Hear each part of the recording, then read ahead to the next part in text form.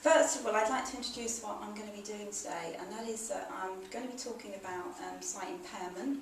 I work with a number of people that do suffer with that, so when I'm training I have to be incredibly aware about it. So I thought I'd bring to you some of the things that I've researched, some of the things that I've looked at that actually do help, and hopefully you can take it away as other people that are going off to do teaching and tutoring. You will find it useful, hopefully. Please ask any questions you go along. You might have noticed I've just given you some cards. You've got red, amber and green. There's a reason for that, because what I'm going to do is I want to try and assess what you already know first off, if that's possible, and then we'll do it throughout the session to see if you're getting some information, hopefully. So, first of all, has anyone done anything at all to do with sight impairment or worked with anyone with sight impairment? If you have, can you hold your green card up for me? Great. Okay, if you haven't and you've got no knowledge at all, the red is for that one. And if you've got some little knowledge, then maybe the amber. So I'll let you choose which one you've got. Got a bit of a mixture. Okay, lovely. Thank you very much.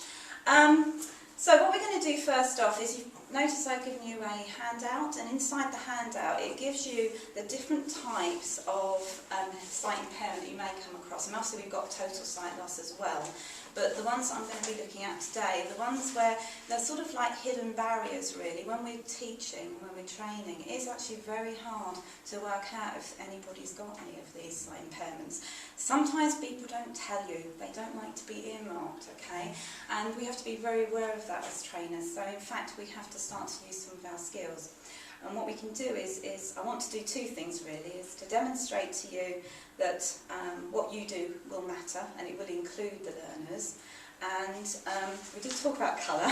You might have noticed I've got a bit of colour going on here, and one of the key things is that we'll be looking at some things that will help, okay? So, before we start, is there any specific knowledge that you've got that you could pass to the other groups? I know, Toby, you said you've got some knowledge. So yeah, I currently work as a learning support assistant with deaf-blind adults in Vicence. Yes. And I've previously worked in supporting kids in schools and sort of doing things like setting up their computers with JAWS and how, the screen reader software and the screen enlarger software. So excellent. So you've done quite well. Yeah. And you found a huge difference with working with people if they've got the right sort of... Yeah, if they've got the right equipment, it makes a massive difference, doesn't it? Yeah. Okay, well, I've also brought with me today some glasses, and I'm going to get you just doing a little activity as well, because the thing about it's all very well me showing you pictures, but that doesn't really mean very much. So what I would like you to do is try and attempt to do something with some glasses, and I want to put you into those people's shoes. And actually, if you just do that alone, it will start you to sort of, when you're planning things, to actually think about and take into account people, as I say, with these hidden barriers. So first thing we're going to do is, I've got a set of basically all the ones that I've got on here that I've highlighted on my handout. I've got glasses for, okay? What would be useful, because of obviously time constraints, is that I give you one set of glasses and one task to do. But what I'd like you to do, if possible, is to also have a go at passing them around after you've done your task, because it would be nice for everyone to see. So, there's ones I'm holding up now, people that are prone, and it's on your handout, if they are diabetic, and they're likely to have had some sort of sight impairment due to diabetes. It's not always common, but it can happen. This is a sort of sight problem they might have. Now, I can't replicate exactly, because I'll tell you now that the actual shapes float up across the eye. So I can't really replicate that, but I can show you what it roughly looks like. Can I give you these, Paul? Is that all right? Okay, and I'll give you a task to do in a minute, if that's all right. Then I've got tunnel vision. These are also very funny. I'm a bit of a blue Peterite, so I make these. They're very expensive to buy online, but they're very cheap to make. So these are B&Q safety glasses. I do a bit of tubing. Absolutely, that's me. I've done it all my life. So again, this is tunnel vision, but if you can see see as well, I've put that down. And it is very closely linked to glaucoma as well, okay. In the latter stages of dementia, people will suffer from this sort of sight vision, okay. So it's very common, you'll see either people with glaucoma or in fact tunnel vision. And that's why people with dementia not only have sort of many other problems, obviously memory loss, etc., but they also have problems with their vision. And it's quite key that you bear that in mind when you're working with people with dementia. So can I give those to you? Do you mind, Debbie? Is that right? And then I've got the other ones as well. This one is left field vision, so may I give that one to you as well? That's very much closely linked with people that suffer from strokes. Quite common that you might end up with left field vision. And again, I haven't put that into the handouts. I've got the other two there. One is for cataracts and then macular degeneration. So I've got those as well, but we'll do those after once we've done the activity. Is that all right? So you can have a look through those as well. So, activity. If you wouldn't mind, could you put your glasses on first? And I've got here, this is going to be quite tricky, but I'm going to tell you where I'm going to put it. And it's directly in front of you. Can you see that? Can you see the piece of paper? Okay. So, if possible, could you fill out the words that are missing? Okay. But for you, Paul, this is a mathematical one, I'm afraid. Okay, so you can have a go and see if you can work that one out. And I'll try and keep it reasonably simple for you. But I've got here a measuring jug, and all I need you to do is, the water's in here, is to actually measure out 4 fluid ounces for me. Okay, with your glasses on. Well, I think what we'll have to do is move some things away just in case. And if you can have a go at doing those skills with the glasses on, that would be brilliant. Sorry, did you say how much? 4 fluid ounces. If you can find it on there, that would be lovely. Is it hard with the glasses on? Are you finding it quite tricky? Oh, is it? Oh, sorry. Oh, you could probably put your glasses underneath if that helps. I've had people do that before because they said, oh, I don't actually see very much. Did you find it tricky with those glasses on? Very tricky. It's really hard, isn't it? If it had been on white paper, I'll just show you the difference as well. On white paper from there, because I have got something on white paper. What's that like for you? Oh, that's the maths one, sorry. That one, there we go. What's that one like? Better, worse? For me, that's actually a bit better. Is it? That's interesting. Because I think the contrast is slightly better, but I think part of the condition would be... I don't know, actually. That's okay. Do you know what? Lots and lots of people with healthy eyes actually say that for them, black and white's absolutely fine. So I was expecting you to say that, but obviously we're looking at somebody who's got that sight impairment. So for somebody with that sight impairment, they're going to be experiencing something else to what you are. Have a look at the other ones as well as we do some feedback. I'll let you have a look, and if you want to pass them around as well, I'm very happy for you to do that. So it's quite interesting to see what everyone else was experiencing there as well. What sort of things did you find hard from the things that I asked you to do? Apart from remembering my time. Okay, so that was memory. With that one, I can imagine is that if the stuff is floating up, you said it would float. It would. Very distracting. I really would have a problem with that. Because actually, even with that, you're spotting out parts of the numbers, so you have to move your head around. Absolutely. And you're right, if it was floating up constantly, it would actually be very disruptive to the learning process. I actually don't do sensory loss training at work. I'd love to. I'm frustrated that I can't get onto it. We have a lady that comes in, but I have to say I have put these glasses together in the hope that I can use them back at work, and I think hopefully they work quite well, so I'd quite like feedback on that if that's okay. So what sort of things do you think is going to help somebody? I mean, colour has obviously come out already, okay. Anything else that you think might help somebody with sight impairment? Font size? Size, absolutely. Font size, yes.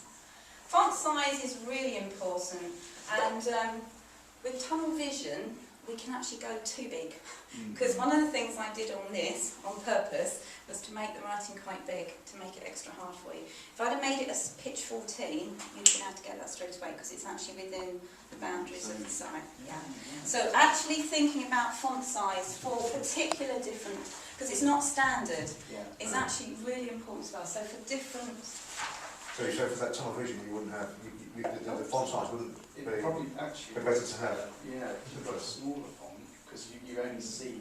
Yeah, if you try the tunnel glasses, Paul, you'll see it's so minute. You actually don't, and it takes away your peripheral vision. So what happens in point of practice is you actually lose your spatial awareness completely. So you can't even. I mean, to get up and walk with tunnel vision is absolutely horrible. You have to have everything in front of the person. You can't move out of view. And do you know what? It's so hard to detect that someone's got tunnel vision. Their eyes actually look almost completely the same as ours. Well, it's real tough, isn't it? It is tough. It's real tough. Any other things that you can think of that might assist somebody? I mean, font size is a good one, so size, colour, anything else? We're talking about colour of the lettering on the colour of the background. Yeah, colouring of lettering. So colour on both really. Background. You can get acetates as well that sit over the top of all your sheets, so they're quite useful. Yeah. And you might want to look at things like magnifiers as well. There's a lot of magnifiers on the market, and again, a very, very useful tool, and can also enhance people learning requirements. So if you think you've got anybody on your courses that possibly need this, then these are the sort of things that you should have readily available, because somebody may not necessarily come with it. And it just opens the door to a lot more learning. Any other things that you can think of? I mean, it will help if I give you the rest of the handout as well. Basically, what I've done is I've gone through each type of activity that you might be working with people. So, for example, I've put in reading. I've also put in computers. Writing, lighting is really important as well. So we'll add lighting there. But if you want to add that to the centre of your... What colour have you got? Just get the colours. Oh, actually, that's Angela's one, isn't it? There we go. You've got... Green for you.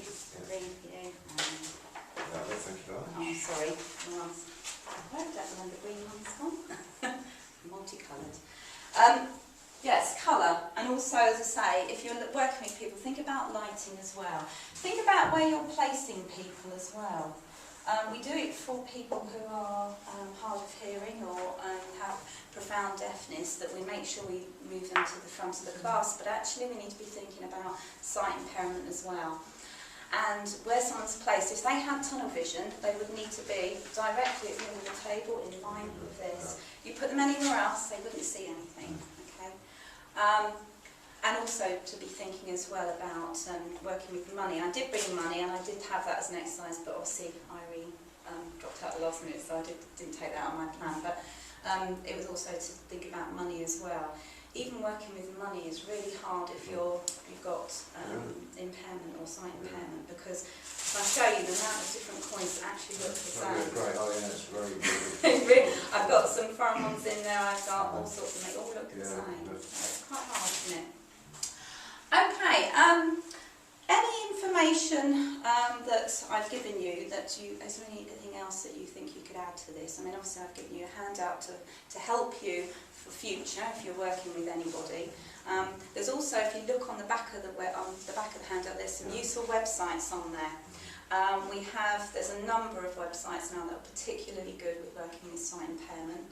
And I recommend all of those ones on there. I've been in constant contact with a lot of them, and they really are incredibly helpful. They send you all sorts of things if you're if you get up a nice rapport. I'm sure you've got that as well, Toby, have you? A nice rapport with some of the associations. They're very, very helpful. Okay. Any questions about anything I've covered? And anything else that you'd like me to talk about? You covered it really well. Okay, I'll let you plot that. Yeah. Thanks for stuff. Yeah? These are really... Like I say, I'm happy to leave the glasses out for you to have another look at if you want to. It gives you a bit of an idea. I think the thing about it's all very well having a handout with it saying this is what you'd see, but actually when you do it and you put the glasses on, it makes a massive difference. I cared for someone with tunnel vision, and he didn't have these. He had a very posh pair that he bought, and every time there was a new carer went in, he'd say to them, and this is how we did it right the way along, that's what I can see. And it made such a difference to the level of care. Can you get glasses or some form of aid that will actually help tunnel vision? Can it actually... Well, there's lots of things on the market that some people don't like them. I work with people and they don't like using them. But then, like you say, there are lots of aids out there, and a lot of the associations I put in there would be very helpful. So they're good websites. If you have to work with someone, they're very, very good websites to work with. And they are very helpful, and they'll give you whatever they can. Okay, and that's the end of my talk. I hope you've taken something away from it. And to follow up, really, it's just to say that obviously I've given you some further reading places to go, but just bear it in mind when you're training people and teaching people, because it is one of the hidden barriers. We don't always see it. That's a bit of a pun there.